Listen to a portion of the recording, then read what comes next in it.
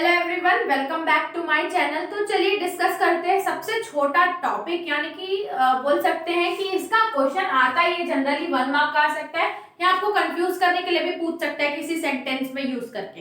तो ये बीओपी का है, आपको सुनने में आएगा autonomous and accommodating items.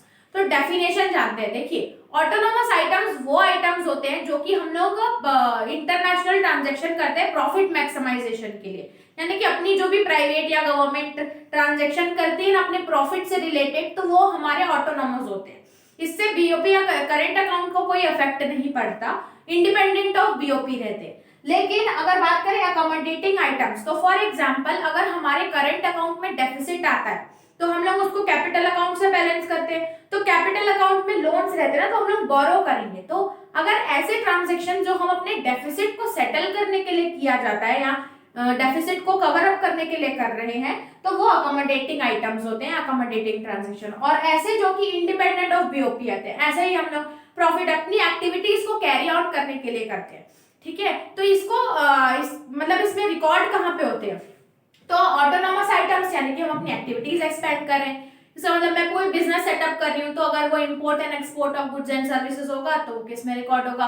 Current account में। या मैं अगर मैं बिजनेस एक्टिविटीज कर रही हूँ, तो मैं लोन ले रही हूँ या इन्वेस्टमेंट कर रही हूँ या शेयर्स ले रही हूँ, तो ये कैपिटल। तो रिकॉर्ड इस तरीके से होते हैं, लेकिन ये पर्पसली कैपिटल और करंट अकाउंट को बैलेंस करने के लिए नहीं किए जाते। ठीक है, तो अब देखते हैं इसकी डेफिनेशन।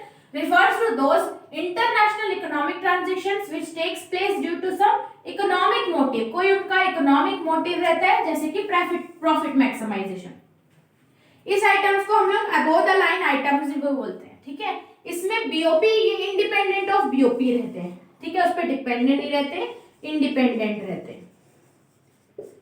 इसमें जो भी ट्रांजैक्शंस रहेंगे वो करंट और कैपिटल में रिकॉर्ड तो होते हैं, लेकिन करंट एंड कैपिटल को बैलेंस करने के लिए नहीं किए जाते, अपनी मर्जी से होते हैं, इंडिपेंडेंट होते हैं और ये डिपेंडेंट होते हैं। Accommodating items refers to transactions that are undertaken in order to maintain. BOP का बैलेंस को मेंटेन करने के लिए जो भी ट्रांजैक्शंस होते हैं वो हमारे अकोमोडेटिंग आइटम्स होते हैं। इसको हम लोग बिलो द लाइन आइटम्स भी बोलते हैं। ठीक है, अब जैसे कि मेरा करंट अकाउंट डेफिसिट आ गया, तो उसको मैं कवर अप कैपिटल से करती हूँ, तो कैपिटल के लिए हमें लोन लेना पड़ेगा ना, तो जो लोन आएगा तो यहाँ इसके कारण हमें करंट अकाउंट डेफिसिट को बैलेंस करने के लिए लोन लेना पड़ रहा है, जो कि वो बैलेंस करेगा। तो हमने अगर लोन लिया तो वो कैपिटल में रिकॉर्ड होगा, यानी कि पर्पसली हमने ट्रांजेक्शन जो करते हैं वो आते हैं अकोमोडेटिंग आइटम्स में। इस वीडियो में इतना ही रखते हैं। आई होप आपको समझ में आएगा। चलते हैं नेक्स्ट वीडियो में, देखते हैं इस चैप्टर का नेक्स्ट टॉपिक। तब तक के लिए थैंक्स फॉर वॉचिंग।